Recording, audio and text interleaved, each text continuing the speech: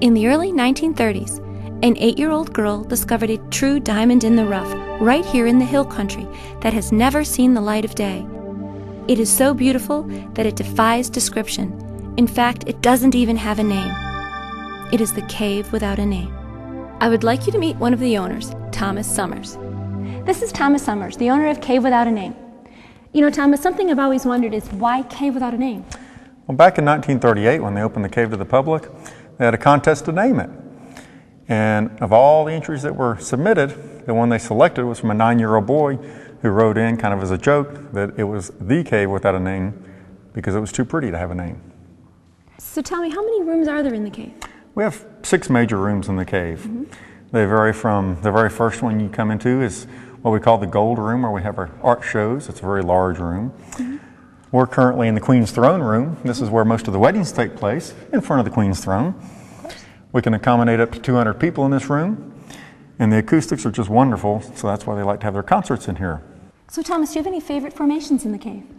Yes, I do. Some of my favorite are that we have the angel with their hands together praying. Then we have a little Precious Moments child. We have a samurai soldier that's about 8 feet tall. And we actually have the face of Jesus in the stone looking out at the pathway. So those are pretty unique aspects of the cave. There's a lot of reflecting pools in the cave. Yes, there are. Over time, they've been built up by rimstone dams on the hillsides in the cave. And the King's Room in particular has a lot of reflective pools that add another dimension to the room when you play with the lights some and ripple the waters and get some beautiful reflections off of them. How many different types of formations are there in the cave? We have all types. We go from very delicate soda straws that could easily be broken with your pinky. One of them's over 4 feet long. And they go all the way up to domes that are probably 9-10 feet tall that weigh tens of thousands of pounds, or columns that go all the way to the ceiling, 40-50 feet sometimes. And the temperature down here, is it always this cool? Yes, it is. It's a steady 66 degrees in the cave year-round. But due to the humidity, because of the water drippage and the water we have in the pools and the stream, it feels more like 72 to 75 degrees in the cave. How exactly was the cave formed? Well, many years ago, there was a raging river that actually washed it out, carved it out of solid limestone. You can see a lot of the scalloped edges throughout the cave. Looks like it was blown by the winds and buffed, but it was actually the river.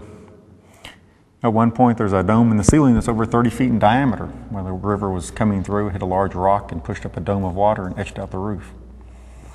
Nobody really knows how long ago that happened, but they know that after the river dried up and drained back out, the formation started to grow, and they're 400,000 years old. So it's been here a long time. Are formations still happening today? Oh yes, it's a very active and growing cave. Some call it alive, but growing is probably more accurate.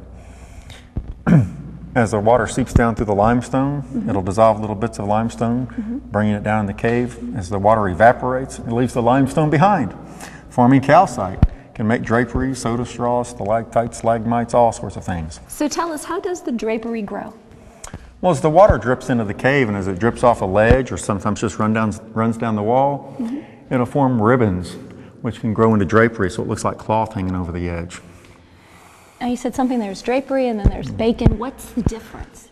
Well, normally the difference is that the bacon is a special kind of drapery that actually it will become stained from different minerals and have dark lines in it and like clear lines in it, and it will actually have the stripes just like bacon does. Oh, so you can see the fat and and the meat. it's very thin, yes, exactly.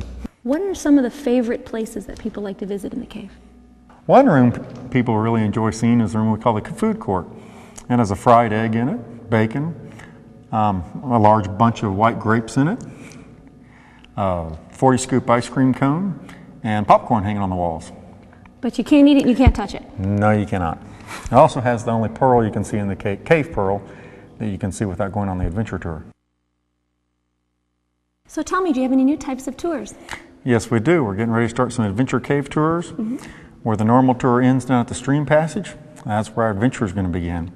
We're going to dress people up in wetsuits and some other gear, hop off in that 66-degree water, which feels really good, and go for about a 4 to 5 hour stroll up about a mile underground. Along the way, we're going to see some incredible sights because you get to be one of our preferred guests to go along first. Some place only a few dozen people have been in the past. Did you have to learn how to swim, know how to swim, or scuba certified or anything? No. Anybody can do it. We're going to have a couple of guides along the way. So Let's go get geared up and go. Okay, Come on. let's go. Thank you for joining us for our first Discover Bernie. And if I make it back from this adventure tour, I'll see you on our next episode.